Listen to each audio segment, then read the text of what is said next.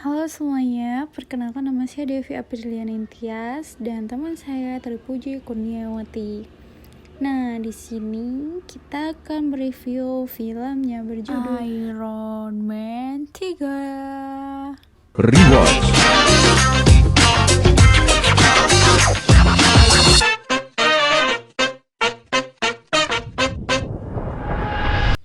Oke, jadi cerita film Iron Man 3 ini yang dirilis pada tahun 2013 disutradari oleh Shane Black dan diproduksi oleh Marvel Studios.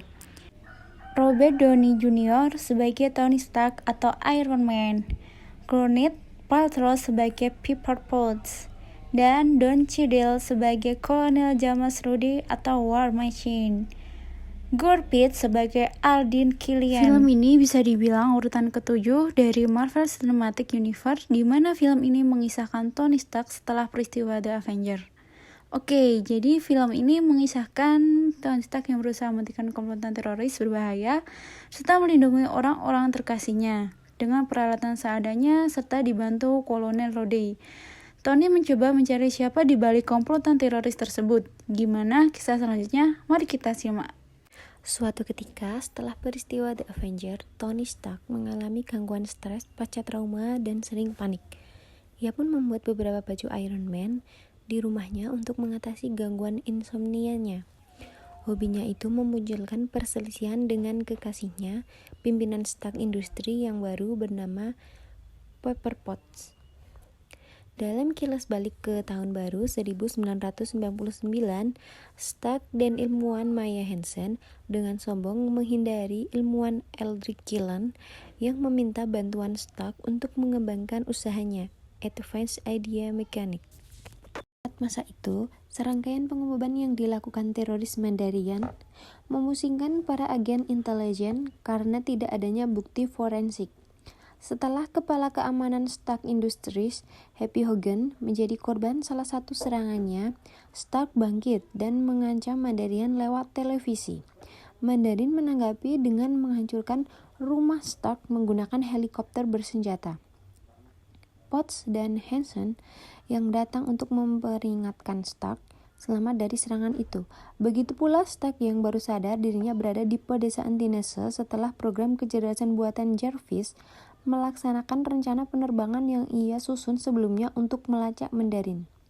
Tenaga baju tempur uji coba milik Stark tidak cukup untuk pulang ke California, sehingga dunia meyakini Stark tewas. Bersama Harley, bocah berusia 10 tahun yang serba ingin tahu, Stark menyelidiki sisa-sisa ledakan di kota itu. Dengan mirip serangan Mandarin di Los Angeles, ia menemukan bahwa ledakan tersebut dilakukan oleh tentara dari program ekstremis uji coba yang memungkinkan penggunanya pulih dari cedera parah. Atas bantuan Harley, Stark melacak Mandarin hingga Miami.